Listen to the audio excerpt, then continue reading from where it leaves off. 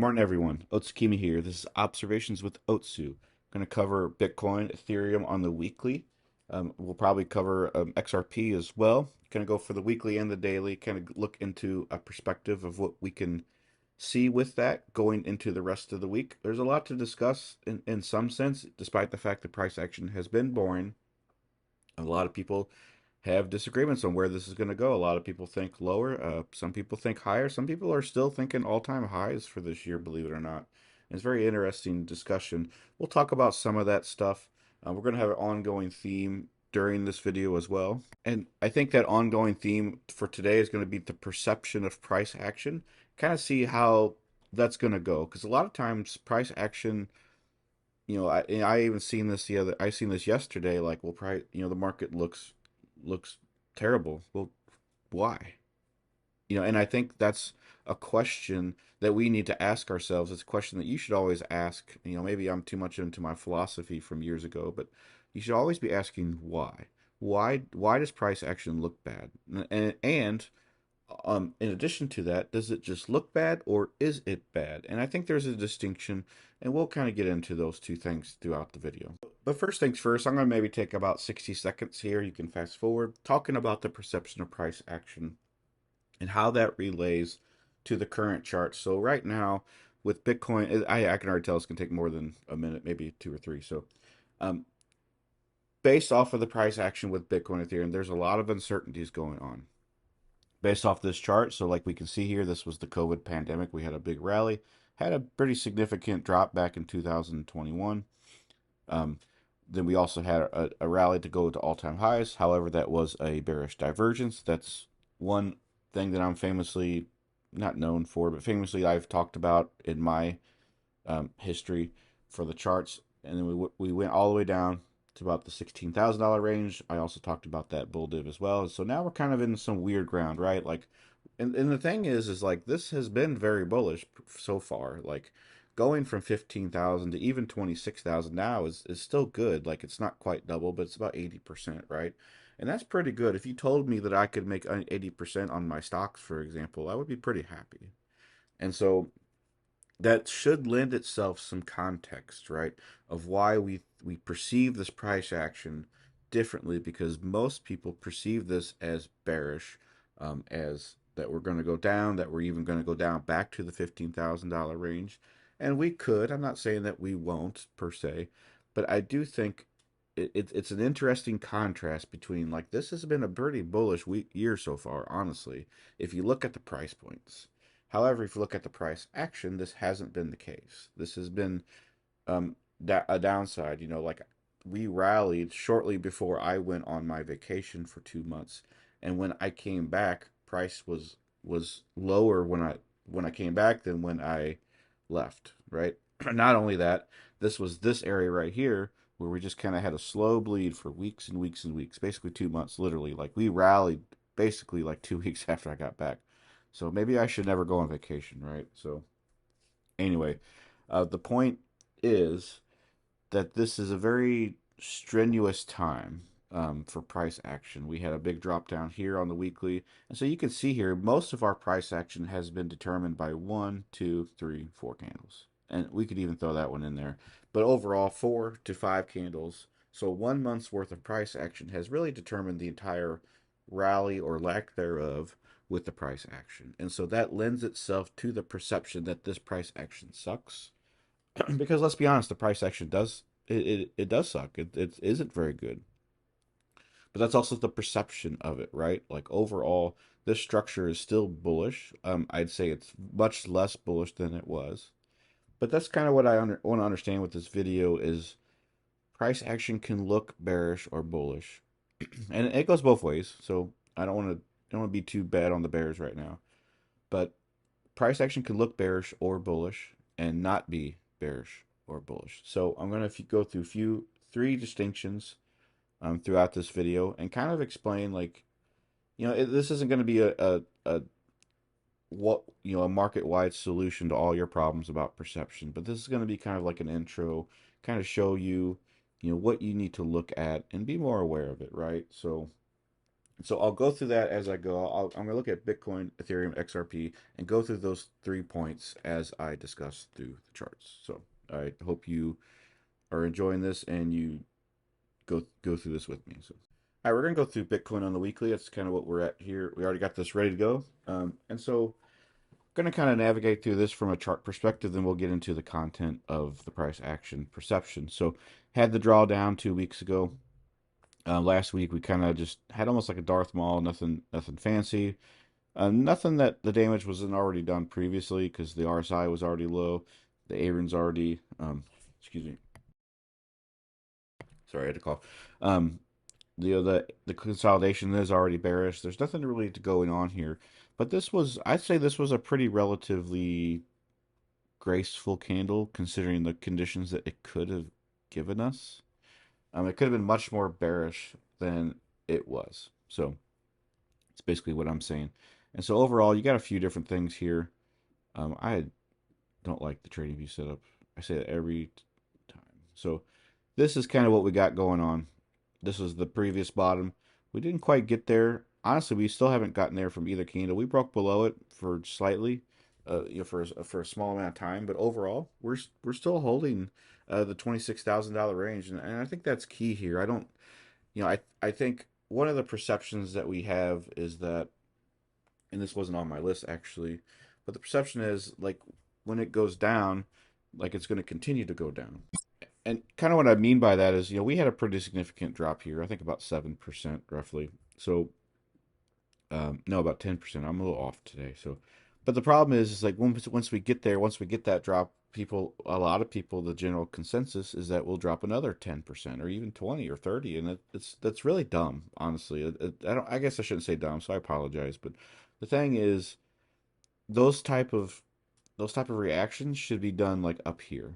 Okay, so like I understand the nature of the psychology of the price action, right? Nobody up here was thinking that they were going to sell, just like nobody here was thinking they're going to buy. And that's okay. I think that's the status quo that will never change. That's just how markets work, right? The problem is that you are not trying to be the status quo. You're trying to be above the status quo. You're trying to be better than the market. You're trying to be better than other people, whether you're in my Discord or wherever. And that's kind of the unwritten rule, right? Like we're not trying to necessarily beat each other per se.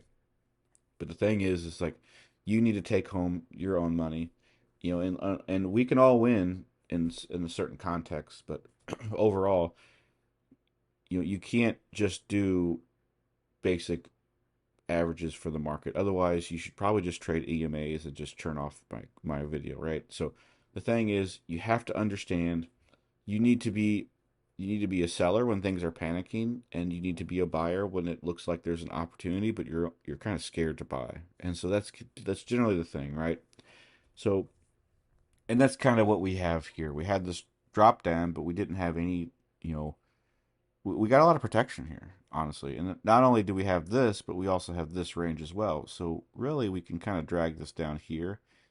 I know it's not really fair to kind of share that, but this gap is very important for numerous reasons. In fact, I'm going to get rid of this and do a fib block because I wanted to give some extra context. So we had the retest. Now this is called a breaker retest. Now what happens with this is usually 95% of the time, and I've said this before, we retest to at least the midpoint, which we did.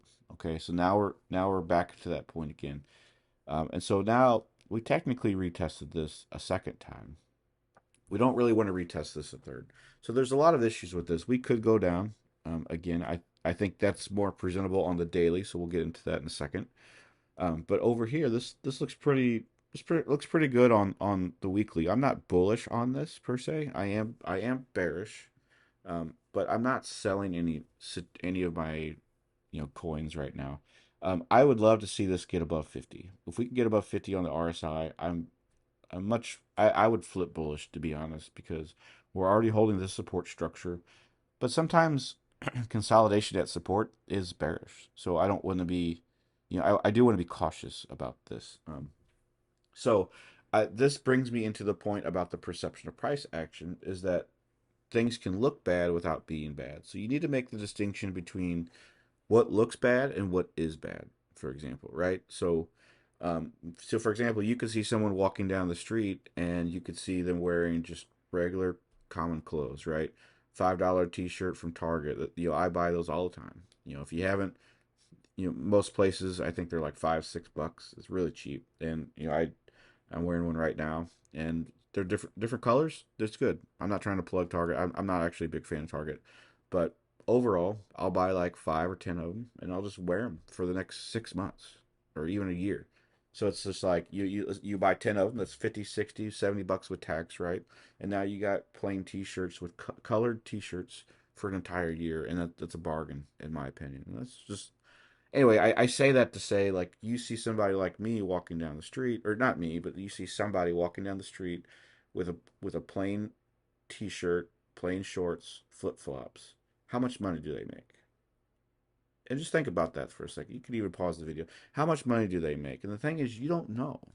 You don't know. So there's that perception, okay, this guy looks like he's worth about $50, or But the thing is, this guy could be rich. He could have tailored clothes. A lot of people that are rich buy tailored clothes, buy basic T-shirts, tailored clothes. Mark Zuckerberg was known for that in his early years. Now you take the inverse, right? You get a guy that's got a $1,000 suit. Maybe he wants to buy the Dior or the D&G kind of stuff. A guy or girl could be whatever, but usually guys are more prone to doing this than women are. But you know, how much is that guy worth? He could be worth less than the guy that it looks like he's worth $50. And so that's the idea. Especially since the suit and all that stuff and the Dior, those things could cost thousands of dollars, right? So that's the perception, right? You may look like you're $1 million, but you're worth about $3, versus the guy that looks like he's worth $3 and he could be worth $1 million. So that's what I'm saying. I took a long detour to explain that, but it's the same with price action. Price action can look bad without being bad, and that's exactly what I talked about last year with this divergence. This looked terrible. I bought right here. I bought before this FOMO pump, I think. So I bought somewhere around here, and I was nervous during that pump. I'll be honest, but overall, that was a good hindsight thing. But the issue is, it looked bad, but it wasn't bad. I identified key areas that makes me think the price action is not as bad as it looks, and I took advantage of that. And that's kind of what we got here. And so I'm not saying that we're going to bounce by here from any means, but we do need to look at the perception of looking bad versus being bad. This looks bad to me because we are resting at support. But this isn't bad because we are at support, and that's a very key distinction. In most cases, things look bad at support. They look bad at a 50 RSI bounce, and that's the market perception that I told you about earlier in the video. Markets are designed to get you out at the worst scenario. Okay, I've had so many instances where I've liquidated myself right at the support line, or I took profit. I got out because I was scared right at the support line. Okay, and I've done it so many times, I refuse to do it again on purpose or whatever, right? So I analyze these things, I overanalyze these things. And that's one thing that I've learned, is that price action can most certainly look bad and not be bad at all. And so that's the key distinction with this first point that I mentioned. Now, if we go to the daily, we have a slightly different story. Does this look bad? No, I don't think so. This has a key support. We're holding above that support. But is it bad? Yes, I think it can be bad because we are resting here too long. And so when we consolidate at support, that is a bearish thing. So we have the flip side. So the weekly looks bad, but is good in my opinion. This one looks good on the daily, but isn't good in my opinion. So we got kind of an inverse going on. So that's also why a lot of traders and educators in trading have no idea what the heck they're talking about sometimes. Because you might sit there and think, well, this looks good, I'm going long. Well, why? Figure out why before you hit that button. Or it looks bad, I'm going to sell. Well, why? Figure that out while you still have time. The market's giving us ample time to make these decisions right now. And as far as educators go, I'll be honest, a lot of these guys don't know what they're talking about. Okay, I've had to train some of these guys, YouTube influencers, um, Twitter, X, whatever, even LinkedIn, even TikTok. Actually, I've been helping these guys, and I can tell you that um, it's and I'm not telling you anything you don't know, right? There's a lot of people out there, that are marketers. So like BitBoy is a big example, right? I think we all know that BitBoy is just a marketer basically. And so anyway, I diverged from that. Maybe I shouldn't went that far, but the point is, um, you have to navigate through the perception of this price action. So we got a pretty good spring coming up here. So this is one of the key differences, right? So looking bad is you got the down move, right? The consolidation. But you also have these key swings. This is something I don't want to overanalyze because one, it's kind of the daily. I don't want to go too far down. But two, we have a lot of wick action. So what this is telling me is that we have a demand structure that's trying to fight, uh, uh, or the supply structure, sorry, is trying to fight towards the demand structure. And so right now, this is holding up pretty key, honestly. And so this is kind of this place that I would put that. So overall, it looks good. It looks protected. We've stayed protected for the first, actually for the last five candles. So this could almost, actually I will go to a 4 hour. This almost looks like a mini Adam and Eve. Not, I guess not so much now on the 4 hour, but this is not a good sign typically. Like when you get this level price action like this, but we'll see how that goes. And again, there's the perception, right? Like that looks bad. Um, but we do need to realize that we are holding support. And so it's one of those things you don't want to sell here. I guarantee it. Because the selling you should be right here instead. Wait for this to fall down first, get confirmation. That's why I tell you to play the break of a range to get confirmation. And so that's what that looks like. Okay, if you wanted to long, I don't think I would long right away either. I would probably just long something like this. Target the lows. I'd probably target this first low actually. And then kind of go up like so. And so either way, you got about 2.3, 2.4 R for both of those. So looks pretty dead even. Very interesting market conditions, I will say. So overall, um, overall, the price is relatively boring still, despite the drop. So that's kind of why I want to talk about the perception of price action. So we'll go ahead and go to Ethereum now, and I'll go on to my second point about what price action is. So we're on to Ethereum, but real quickly, I'm going to look at the daily here first because this is a price action position that I discussed in my Discord, my Nowhere Discord. So if you're familiar with it, you know what this chart looks like, and you know what I'm going to say. If you don't know, you should go into Discord, excuse me, and look through this and stick around because I share a lot of things. I took a break last week for some in real life things, but I'm going to be back later today. So pretty much after the video. So with Ethereum, I want to discuss about with this is that this was the entry and then it kind of wicked down, but it's still kind of going on, right? So like this is still a valid trade. This is not stopped out, and I think this looks pretty good overall because especially if it's going to reclaim from that position. And so we'll see how that goes. I like the divergence on this. I like the bullish wedge on this. I think Ethereum is really good right now, honestly. In fact, I would consider adding more if under better conditions.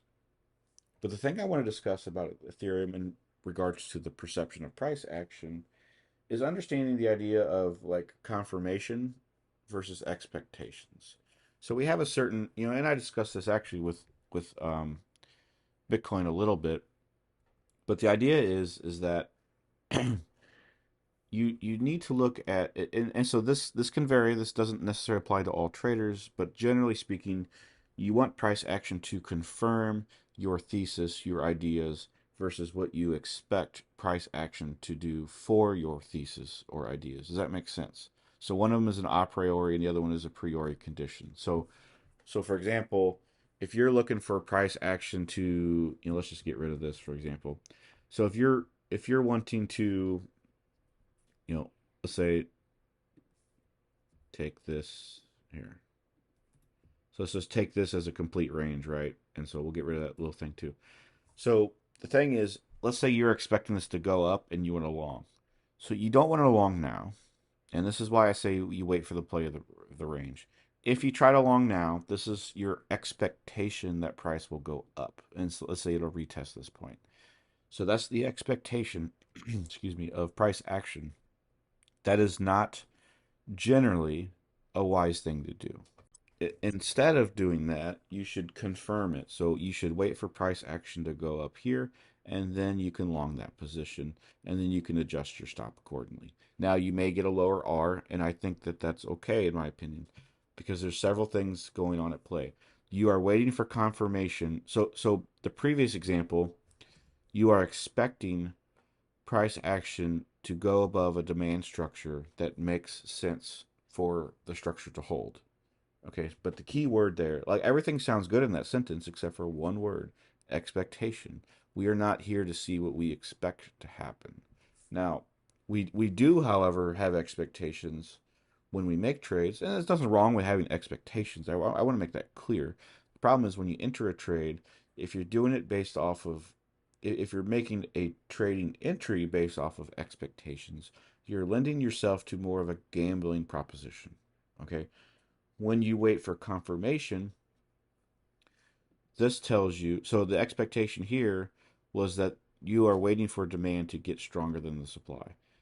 When you go up here, you are confirming that demand has increased according to the supply. So now you can trade this with more confidence, knowing a few different things. One, that it's very unlikely that it's going to go below here, and two, it's because it's unlikely to go through, it's going to follow the path of least resistance, which is going to be up. And so that's the key thing. You want to follow the path of least resistance when it comes to a trade. And so you shouldn't have this expect. It's okay to expect the price to go up once it hits that. I think that that's fine. But you should not expect anything to do anything however you want to. You should not be trying to mold the market to what you want it to do. Okay? You should be understanding what the market is doing and ride the waves. Okay, it's like a river, it's like an ocean, it's like a surf. You have a surfboard. Your screen is a surfboard. You ride the waves that you can, and you just get in, you get out. Okay, that's it. Everything else is noise compared to what you need to do. So that's the perception of price action with that. So we can kind of get rid of this here. We'll go on to the weekly analysis. So we did break down here. This was an expectation that we had the confirmation. So I didn't play that.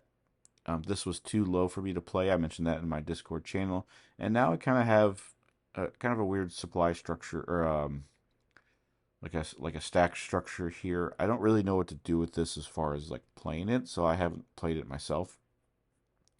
But if you go here, we kind of have this structure here, and we're still holding above it, but barely so. So it's one of those things like I'm waiting. I'm not shorting this. This is not shortable for me. The short opportunity would be like so, and maybe going something like this, okay, and maybe targeting this lower price point at like 1430. But that only gives me a 2R. So that's another reason why I don't short this, is because the R values are not worth it to me. I would rather look for places to buy instead, and that would be a place to buy. 1435 would be an excellent place, I think, to buy. And so I would probably buy here instead of looking to short. And that's the thing. Everybody's waiting for a down move, right? And when we get that, everybody's going to want more and more and more. And that's exactly another perception point that we have. A lot of people think the market's going to go to crap. A lot of people think that we still have an oncoming recession. Everybody and their mom thinks that the housing market's going to fail. Okay, um, there's a lot of things at play, and people, it's not, honestly, I really do think that the market, the entire markets, the stock market, the housing market, everything, I honestly don't think it's as bad as everybody says. I really don't. Okay, and I've been given lots of evidence to believe that I'm wrong. And look, I'm not here to say that I'm right or wrong. I'm open to being wrong. The point is, I'm looking at the perception, the fear. Everybody is fearful right now. Everybody. Okay, and that's the key thing. I don't give a crap about how the market, what people perceive the market to be. I'm looking at their feelings and their perceptions of the market, and I'm seeing they're fearful. Okay, historically, when people are fearful, it's a time to buy. So that's what I'm looking at. They are confessing to themselves that the market looks in a position to going up. Nobody is fearful of a market that has yet to go down. Okay, like that's the thing. Everybody compares 2008, and I'm telling you, I was well aware of things in 2008, and people were not overly concerned. Okay, until it was too late. Okay, until it was too late. After the markets crashed, that was pretty much close to the bottom. Okay, so I don't know. I don't want to go too far into that. Maybe another video, perhaps. But that's kind of my view on that. So I'm looking for opportunities to buy. I'm not looking for places to sell or short. So, but this is what I see on the daily. Again, we have that consolidation at support. I don't. Um, Again, I don't want to long this until we get maybe like 1690, maybe 1700 even. But overall, it's good. I'm not looking to buy right here also because I already have some spot Ethereum, but I would definitely be interested to buy at 1450. So anyway, that's Ethereum. We're gonna go on to our last point and cover XRP as well. All right, going to XRP. This is another position we talked about in Discord. We have not approached that 55 cent marker, so that's what I was talking about the confirmation versus expectation. I could long this now, and actually, it doesn't really look bad to long now, to be honest. But the idea is we don't know if it will, and so that's the idea. I want to wait for confirmation because this is a very huge um, flipping opportunity, right? So I'm pretty sure if we can flip this, I don't think that we'll go back below 50 cents. So that's why I put that there, right? And so that's a good that's actually a good position if you want to pause it, rewind it, and take a look at it more. Um, but the idea for the third one is deception versus discipline. And so price action, like I said earlier, it's designed to be deceptive. Market structure is designed to psych you out, okay? So understand that the deception is always present. You always, unfortunately, if you're a serious trader, you always have to second guess yourself. It's just how it is. At least in my opinion and my experience, it's helped me to second guess everything that I do to because it verifies, it cross references, it gives me more ideas that I didn't think about, or it makes me think of a simpler way to do things. Okay, so you always got to second guess because the market is deceptive and it's here to deceive you. Like influencers are here to deceive you. Okay, people that show low cap coins, like we most people know that they're scammers. Okay, they're I don't know if there's a legal grounds there, but there's definitely immoral grounds in my opinion, perhaps. So anyway, that's a different story. But the issue is, um, you should take it for granted that people and the market do not have your best interest. Okay, and that includes me. I don't want to say that per se because I know in my heart that that's not true. But I don't want you to believe based off of the words I say. I want you to get into that discipline that you can only trust yourself and what you learn from your experiences and your research. And that leads me to the final part of this is the discipline.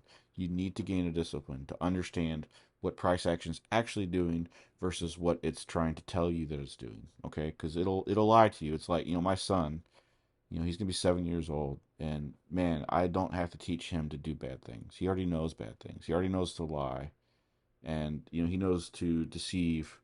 He doesn't even talk, right? He's special needs, but he doesn't have to tell me that he lies. He lies by the way that he acts, and so that's the thing.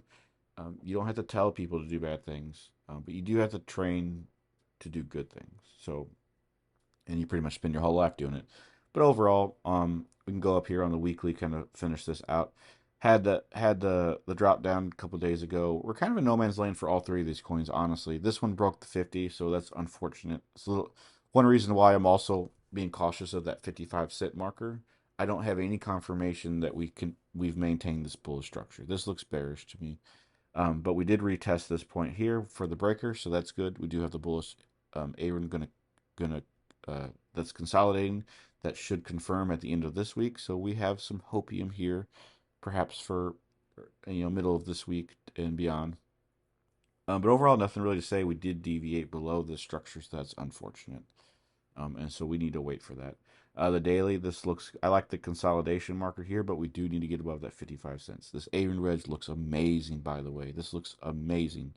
I know most people don't know how good this looks, but this is like finding $20 on the floor before you go into a restaurant. Okay, this looks nice. So, um, I like that. I'm waiting for that structure to move up. So, but other than that, I think XRP still looks pretty good if it can reclaim, honestly. And so overall, I guess I'll summarize a little bit here. Overall, I don't think the market looks terrible. I still don't think it looks terrible. The problem is we don't know where it's going to go. I think there's a lot of uncertainty for sure. I think both sides can agree that there's a lot of uncertainty. And so with that uncertainty, we tend to lend ourselves more to perceptions of what we want, especially what we want, right? So if you're a bear perhaps and I'm a bull, let's say, I want I want it's been my nature to want what I'm thinking, right? So and I think that's true with the Bears as well. So I think it's easy. Look, I get it. We're all humans, right? So I get it. It's easy to be discouraged about this market, to think that we'll never go up again. And look, I've been through that twice. I've been through that in 2017, and I've been through that during 2019, early 2020. So I understand how that feels, and I'm not deceived by that anymore. If it fails, the whole market fails anyway, and I'll go back to doing a normal job. Okay, I've got no concerns about that. Or I'll do the stock market, right? So it's one of those things. There's always another market, right? So we'll see how that goes. But overall, um, but on the flip side, to give you a little bit of grace, don't beat yourself up, right? Understand that hey, we all make these mistakes. The point isn't that you make a mistake or you don't. It's the point that you improve from your mistakes and you learn, and hopefully make money as well. So I hope you enjoyed that. I think it was a long video, but I thought it would be helpful to explain all these things. Um, and you can go about your day, go about your week, knowing that you may have a better understanding of how price action works. So I hope you enjoyed the video. I got more videos coming later on. I've got Discord. I'm going to discuss some things in there. I'm going to be on the road for a little bit, but I'll be in there later today. So I hope you enjoyed it. I hope you have a great day.